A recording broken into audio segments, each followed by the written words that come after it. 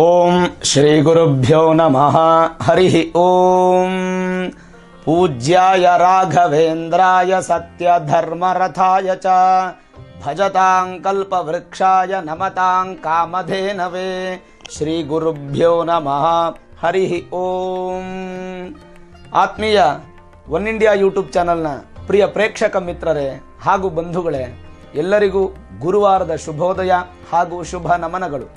ನಿಮ್ಮೆಲ್ಲರ ಜೀವನ ಸುಖದಾಯಕವಾಗಿ ಆನಂದದಾಯಕವಾಗಿರಲಿ ಅಂತ ನನ್ನ ಆರಾಧ್ಯ ದೇವಿ ಹೊರನಾಡು ಅನ್ನಪೂರ್ಣೇಶ್ವರಿಯ ಪಾದಗಳಿಗೆ ನಮಸ್ಕರಿಸ್ತಾ, ಪ್ರತಿನಿತ್ಯ ಶುಭ ವಿಚಾರ, ನಿತ್ಯ ಪಂಚಾಂಗ, ದ್ವಾದಶ ರಾಶಿ ಗೋಚಾರ ಫಲ ಇವೆಲ್ಲವನ್ನು ತಿಳಿತಾ ಬರ್ತಾ ಇದ್ದೀವಿ. ಈ ದಿನದ ಶುಭ ವಿಚಾರವೇನೆಂದರೆ, ಸಾಧಾರಣವಾಗಿ ನೋಡಿ, ಜೀವನದ ಜಂಜಾಟ ಅನ್ನುವಂಥದ್ದು ಪ್ರತಿಯೊಬ್ಬರಿಗೂ ಇರುತ್ತೆ. ಯಾರೂ ಕೂಡ ನಾನು ಸಂತೋಷವಾಗಿದ್ದೀನಿ ಅಂತ ಹೇಳಲಿಕ್ಕೆ ಸಾಧ್ಯವೇ ಇಲ್ಲ. ಹೊರಗಡೆ ಮಾತಿಗೆ ಹೇಳ್ಬೋದು, ಮನಸಾರ ಹೇಳಲಿಕ್ಕೆ ಸಾಧ್ಯವೇ ಇಲ್ಲ. ಯಾಕಂದರೆ ಪ್ರತಿಯೊಬ್ಬರಿಗೂ ಒಂದೊಂದು ಸಮಸ್ಯೆ ಇದ್ದೇ ಇರುತ್ತೆ. ಭಗವಂತನ ಸೃಷ್ಟಿನೇ ಹಾಗೆ. ಸನಾತನ ಧರ್ಮದ ಇತಿಹಾಸ, ಭಾರತ ದೇಶದ ಭವ್ಯ ಪರಂಪರೆ ಎಲ್ಲವನ್ನು ನಾವು ನೋಡಿದಾಗ ಇರತಕ್ಕಂಥ ಸಮಸ್ಯೆಗಳಿಗೆ ಒಂದು ಪರಿಹಾರ ಅನ್ನುವಂಥದ್ದು ಇದ್ದೇ ಇರುತ್ತೆ. ಆ ಪರಿಹಾರವನ್ನು ನಾವು ಮಾಡಿಕೊಳ್ಳೋದ್ರಿಂದ ನಮ್ಮ ಜೀವನ ಸುಖವಾಗಿ ಯಶಸ್ಸಾಗಿರುತ್ತೆ. ಹಾಗಾಗಿ ಇವತ್ತಿನ ದಿನ ಏನು ಹೇಳಲಿಕ್ಕೆ ಹೊರಟಿದ್ದೀನಿ ಅಂತಂದರೆ, ಒಬ್ಬ ಪುರುಷನಿಗೆ ಅಂದರೆ ವಿವಾಹವಾದ ನಂತರ ದಂಪತಿಗಳ ಮಧ್ಯೆ ವೈಮನಸ್ಯ ಆಗಿ ಒಬ್ಬ ಪುರುಷನಿಗೆ ತನ್ನ ಹೆಂಡತಿ ದೂರವಾದ ಮೇಲೆ ಬಹಳಷ್ಟು ನೋವಾಗುತ್ತೆ.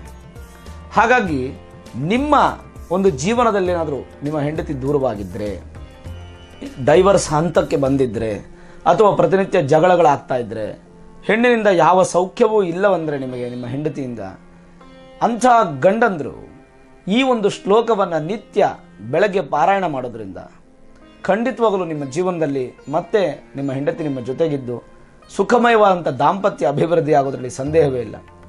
ಸರಿ, ಬನ್ನಿ ಆ ಶ್ಲೋಕ ಏನಂತ ನೋಡೋಣ. ಪತ್ನೀಂ ಮನೋರಮಾಂ ದೇಹಿ ಮನೋವೃತ್ತಾನುಸಾರಿಣೀಂ ತಾರಿಣೀಂ ದುರ್ಗ ಸಂಸಾರ ಸಾಗರಸ್ಯ ಕುಲೋದ್ಭವ. ಅದ್ಭುತವಾದಂಥ ಶ್ಲೋಕ. ಈ ಶ್ಲೋಕವನ್ನು ನಿತ್ಯ ಗಂಡಸರು ಪಾರಾಯಣ ಮಾಡೋದ್ರಿಂದ ಎಂತಹ ದೊಡ್ಡ ಸಮಸ್ಯೆ ಇದ್ದರೂ ಕೂಡ ದಂಪತಿಗಳ ಮಧ್ಯೆ ಅದು ಪರಿಹಾರವಾಗುತ್ತೆ. ನಿತ್ಯ ದಾಂಪತ್ಯ ಜೀವನವನ್ನು ಸೌಖ್ಯವಾಗಿ ನಡೆಸಲು ಈ ಶ್ಲೋಕ ನಿಮಗೆ ಭಾಳಷ್ಟು ಪ್ರೇರಕ ಮತ್ತು ಪೂರಕವಾಗಿರುತ್ತೆ. ಹಾಗಾಗಿ ಪ್ರಿಯ ವೀಕ್ಷಕರೇ, ನಿಮಗೇನಾದರೂ ಈ ಥರ ಸಮಸ್ಯೆ ಇದ್ದರೆ ಖಂಡಿತವಾಗಲು 11, 21, 54, 108 ಬಾರಿ ಸಂಕಲ್ಪ ಮಾಡಿಕೊಂಡು ಇದನ್ನು ಜಪ ಮಾಡಿದ್ದಾದರೆ ಖಂಡಿತವಾಗಲೂ ಯಶಸ್ಸನ್ನು ಕಾಣುತ್ತೀರಾ. ದಿನದ ನಿತ್ಯ ಪಂಚಾಂಗವನ್ನು ನೋಡೋಣ. ದಿನಾಂಕ 31/1/2019 ಗುರುವಾರ, ಸ್ವಸ್ತಿ ಶ್ರೀ ವಿಳಂಬಿನಾಮ ಸಂವತ್ಸರದ ಉತ್ತರಾಯಣ ಹೇಮಂತ ಋತು ಪುಷ್ಯ ಮಾಸ ಕೃಷ್ಣ ಪಕ್ಷ ಏಕಾದಶಿ. ವಿಷ್ಣುವಿಗೆ ಬಹಳಷ್ಟು ವಿಶೇಷವಾದ ದಿನ ಇವತ್ತು. ಜ್ಯೇಷ್ಠ ನಕ್ಷತ್ರ ಇವತ್ತು. ಈ ದಿನದ ರಾಹುಕಾಲ ಮಧ್ಯಾಹ್ನ 1:59 3:26 ಯಮಗಂಡ ಕಾಲ ಬೆಳಗ್ಗೆ 6:47 8:14 ಇರುತ್ತೆ.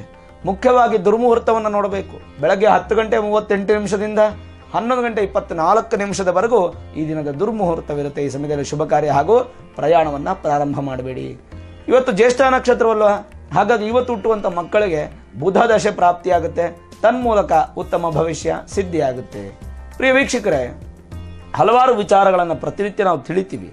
ಆದರೆ ನಮ್ಮ ಮನೆಯಲ್ಲಿರ್ತಕ್ಕಂಥ ಕೆಟ್ಟದ್ದು ಒಳ್ಳೆಯದು ಮಾತ್ರ ನಾವು ತಿಳಿಯೋದಿಲ್ಲ. ನಮ್ಮ ಮನೆಯಲ್ಲಿ ಕೆಟ್ಟದಿದೆಯಾ, ಒಳ್ಳೇದಿದೆಯಾ, ಋಣಾತ್ಮಕ ಶಕ್ತಿ ಇದೆಯಾ, ಧನಾತ್ಮಕ ಶಕ್ತಿ ಇದೆಯಾ, ಪಾಸಿಟಿವ್ ಇದೆಯಾ, ನೆಗೆಟಿವ್ ಇದೆಯಾ ಅನ್ನುವಂಥದ್ದು ನಾವು ತಿಳ್ಕೊಂಡು ಅದನ್ನು ಪರಿಹಾರ ಮಾಡಿಕೊಂಡಾಗ ನಮ್ಮ ಜೀವನ ಅನ್ನುವಂಥದ್ದು ಯಶಸ್ಸಿನ ದಾರಿಗೆ ಹೋಗುತ್ತೆ. ಇರುವಂತಹ ಸಮಸ್ಯೆಗಳ ಸಂಕೋಲೆಯಿಂದ ನೀವು ಹೊರಗಡೆ ಬರ್ತೀರಾ.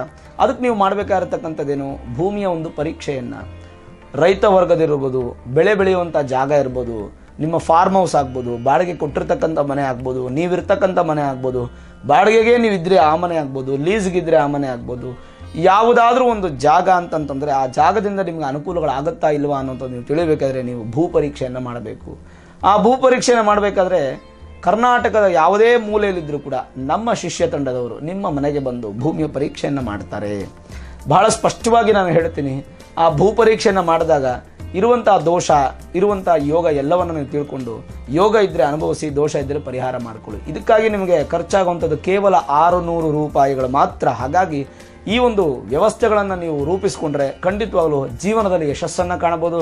ಅದರ ಜೊತೆ ಸುಖವಾದಂಥ ಒಂದು ಜೀವನ ಅನುಭವಿಸೋದ್ರಲ್ಲಿ ಸಂದೇಹವೇ ಇಲ್ಲ ಅಂತ ಹೇಳ್ಬೋದಾಗಿರುತ್ತೆ.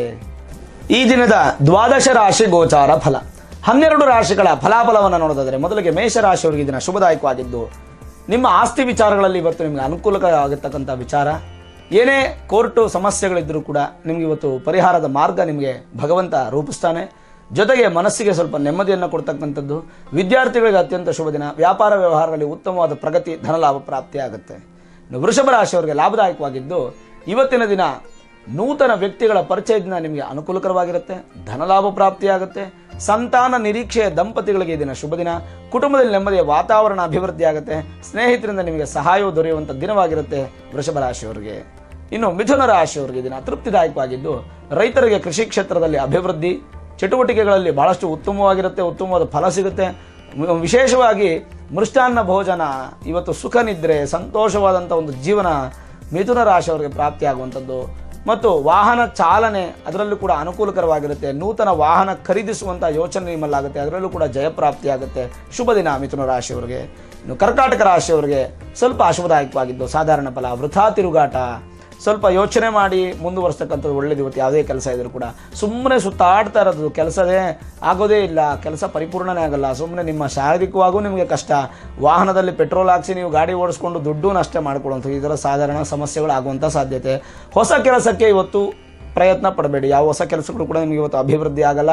ರಾಜಕೀಯ ವ್ಯಕ್ತಿಗಳು ಕೂಡ ಇವತ್ತು ಅಶುಭ ಅಂತ ಹೇಳ್ಬೋದು. ಭಯದ ವಾತಾವರಣ, ಮಾನನಷ್ಟ, ಧನನಷ್ಟವಾಗುವಂಥ ಸಾಧ್ಯತೆಗಳು ಹೆಚ್ಚಾಗಿರೋದ್ರಿಂದ ಸ್ವಲ್ಪ ಎಚ್ಚರವನ್ನು ವಹಿಸ್ತಕ್ಕಂಥದ್ದು ಒಳ್ಳೆಯದು ಕರ್ಕಾಟಕ ರಾಶಿಯವರು. ಅದಕ್ಕೋಸ್ಕರ ನೀವು ಕರ್ಕಾಟಕ ರಾಶಿಯವರು ಯಾವುದಾದ್ರೂ ಗುರುಗಳ ದೇವಸ್ಥಾನ ದರ್ಶನ ಮಾಡೋದ್ರಿಂದ, ಮುಖ್ಯವಾಗಿ ಗುರು ದತ್ತಾತ್ರೇಯರನ್ನು ಆರಾಧನೆ ಮಾಡೋದ್ರಿಂದ ಇವತ್ತು ಈ ದೋಷವನ್ನು ನೀವು ಪರಿಹಾರ ಮಾಡಿಕೊಳ್ಬೋದು.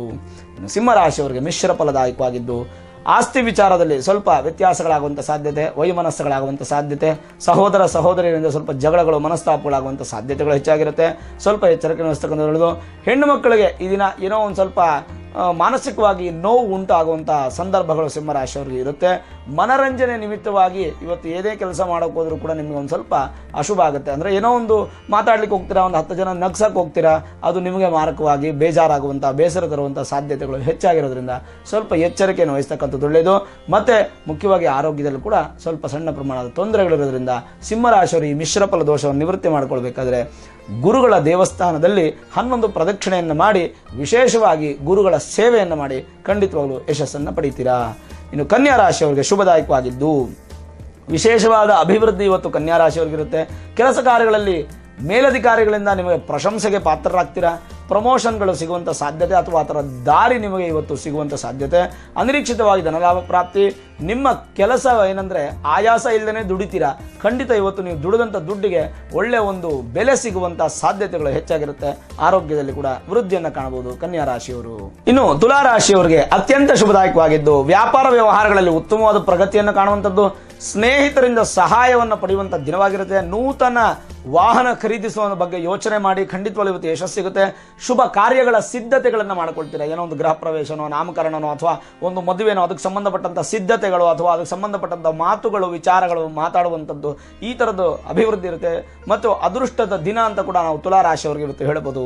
ವೃಶ್ಚಿಕ ರಾಶಿಯವರಿಗೆ ಇವತ್ತು ಅತ್ಯಂತ ಶುಭದಾಯಕವಾಗಿದ್ದು, ಬಹಳಷ್ಟು ವಿಶೇಷವಾದ ವೃಶ್ಚಿಕ ರಾಶಿಯವರಿಗೆ ಬಂಡವಾಳ ಹೂಡಿಕೆಗೆ ಇವತ್ತು ಶುಭ ದಿನ. ಆಹಾರದಲ್ಲಿ ಇವತ್ತು ನಿಮಗೆ ತೃಪ್ತಿಕರವಾಗಿರ್ತಕ್ಕಂಥ ವಿಚಾರಗಳು ಅಂತಂದರೆ ಸಂತೃಪ್ತಿಯಾದಂಥ ಭೋಜನವನ್ನು ಮಾಡ್ತೀರಾ. ಮತ್ತು ನಿಮ್ಮ ಪರ್ಸನಲ್ ಪ್ರಾಬ್ಲಮ್ಸ್ ಅಂತ ಏನಿದೆ ಅದೆಲ್ಲ ಇವತ್ತು ನಿಮಗೆ ಪರಿಹಾರವಾಗುತ್ತೆ. ಮತ್ತು ಬೆಟ್ಟದಷ್ಟು ದೊಡ್ಡ ಸಮಸ್ಯೆ ಬಂದರೂ ಕೂಡ ಒಂದು ಇಡೀ ಮಣ್ಣಷ್ಟು ಸಮಸ್ಯೆ ನಿಮಗೆ ಬರುತ್ತೆ ಹೊರತು ಬೆಟ್ಟದಷ್ಟು ಸಮಸ್ಯೆನೂ ಬರಲ್ಲ. ಅದರಿಂದ ನೀವು ಪಾರಾಗ್ತೀರಾ. ಖಂಡಿತವಾಗ್ಲೂ ಯಶಸ್ಸು ಸಿಗುತ್ತೆ. ಇವತ್ತು ನಿಮ್ಮ ಒಂದು ಸಂತೋಷವಂತ ಜೀವನ ಅಭಿವೃದ್ಧಿ ಆಗುತ್ತೆ. ನಿಮ್ಮ ಲೈಫ್ ಪಾರ್ಟ್ನರ್ನ ಸೆಲೆಕ್ಟ್ ಮಾಡುವಂಥ ದಿನ ಇವತ್ತಾಗುತ್ತೆ. ಅದ್ರ ಬಗ್ಗೆ ಯೋಚನೆ ಮಾಡಿದ್ರೆ ಖಂಡಿತವಾಗ್ಲೂ ವೃಶ್ಚಿಕ ರಾಶಿಯವರಿಗೆ ಶುಭ ಫಲ ಅಂತ ಹೇಳ್ಬೋದು.